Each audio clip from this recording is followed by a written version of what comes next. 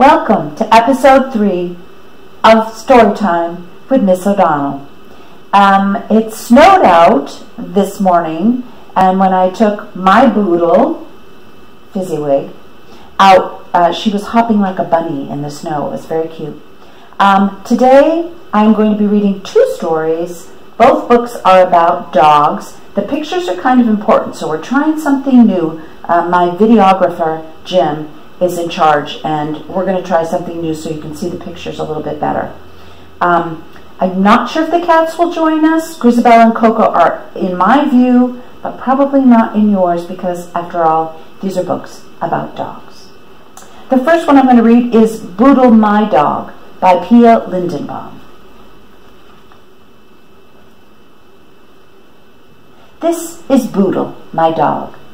She's sleeping in her favorite chair.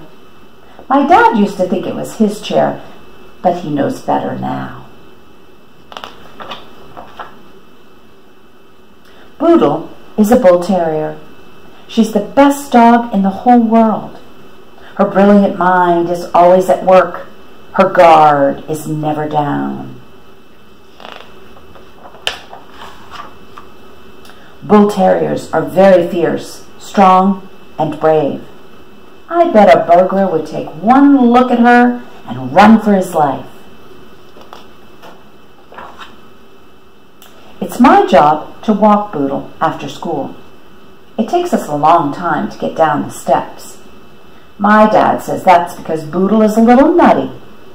But I say it's because she has to make sure there's no trouble waiting for us at the bottom of the stairs. That's the watchdog in her.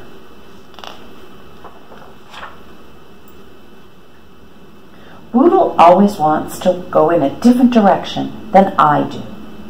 I let her decide, because sometimes a dog knows best. It takes longer her way, I have to admit, but we always end up at the park just the same. In the park, other dogs chase balls, but not Boodil. She'd rather look at bugs and leaves. I wonder what she thinks about them. Isn't Boodil beautiful as she sits on the rock, watching the other dogs fetch sticks? Nobody decides when she's going to play. She looks like a royal statue. Her paws are small and strong, and she has such pert ears. The fur on the tip of her nose is very short and soft. I'm so proud of her. Sometimes Boodil wanders off to explore by herself. Last week, it took me 2 hours to find her in the tall grass. Nothing can stop her when she's on a scent trail. Maybe of a burglar. When Boodil waits outside the grocery store, she likes to watch people and dogs passing her by.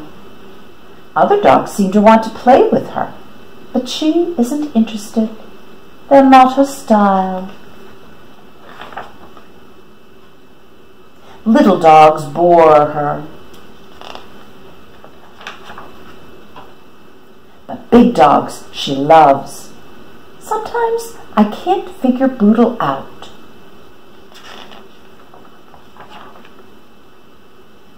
We don't like getting caught in the rain. Boodil is suspicious of puddles, and she's not fond of wet paws. She'd rather avoid them if she can. You'd think Boodil would be glad to get back home, where it's dry. But when I call her upstairs to towel her off, something outside usually catches her eye. I yell and yell, but she won't budge. She has nerves of steel. Coco, are you liking this story? Boodil won't just eat any time. She eats when she chooses. I always remind Mom to get Boodil's favorite foods, but sometimes she forgets. Usually, I can get her to eat anyway. Boodil has never really gotten used to the vacuum cleaner.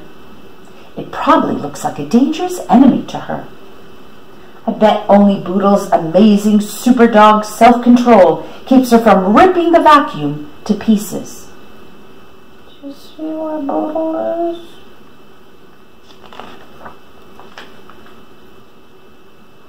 Every night I know it's coming. Nighttime is when Boodil gets frisky. I always rush through my bath so I don't miss the action. She's so cute when she wants to play. Mom asks why Boodil can't play outside during the day. I think maybe Boodil is just a night person. Some dogs are. My little brother hasn't learned to get out of Boodil's way yet. You'd think he would catch on after a while. I don't know why Mom gets so upset. He falls down all the time anyway.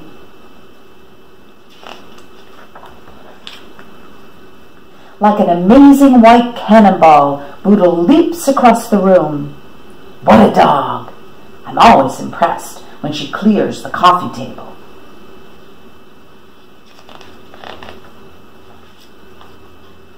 Sometimes Boodil performs a happy little dance on the sofa. I yell for Dad to get the video camera, but he ignores me. Then the neighbor downstairs complains about the thumping noises. Boodil and I are surrounded by party poopers. Finally, Boodil has had enough. We're both ready for bedtime. Tonight, Boodil needs an extra little push to get up in her chair. I feel happy when I see Boodil worm her way beneath her blankie. I give her a last pat and tell her good night. I'll sleep soundly tonight, knowing that Boodil is keeping me safe.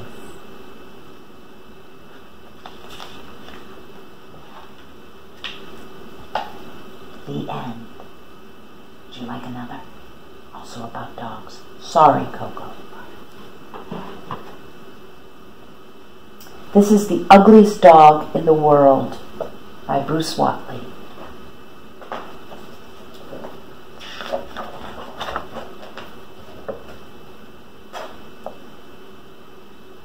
Everybody sees my dog differently. My dad thinks she's the ugliest dog in the world. My mom thinks she's ugly too, but in a cute sort of a way.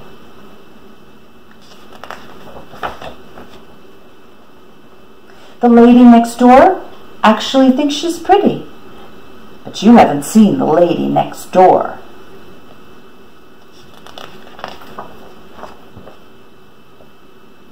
Even Gran thinks she's ugly. It's funny though, she laughs every time she sees her. Grandpa thinks she's shy and stubborn, but it gets ugly when he tries to take her for a walk.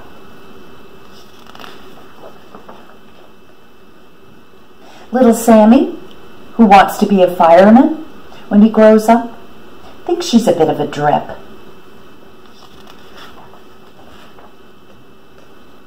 The butcher thinks she's all beef and no brains. I think he spends too much time in his shop. The postman just thinks she's ugly and would like to send her far away.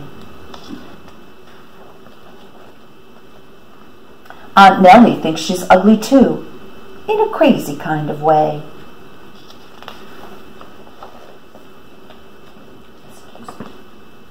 My brother thinks she's really ugly. He says she's a monster and chases her all around the house. The police think she looks like a criminal, and if she could drive a getaway car, she'd rob banks. My teacher thinks she has the classic features of an ancient ruin. In other words, she's ugly.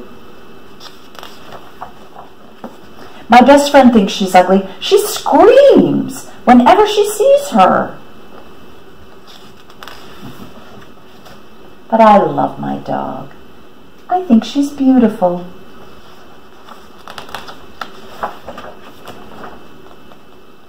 In a sloppy kind of a way. The end. I hope you've enjoyed my books, and I hope you've enjoyed any of the animals that got into the screen, especially my Boodle, Fizzy. See you again soon.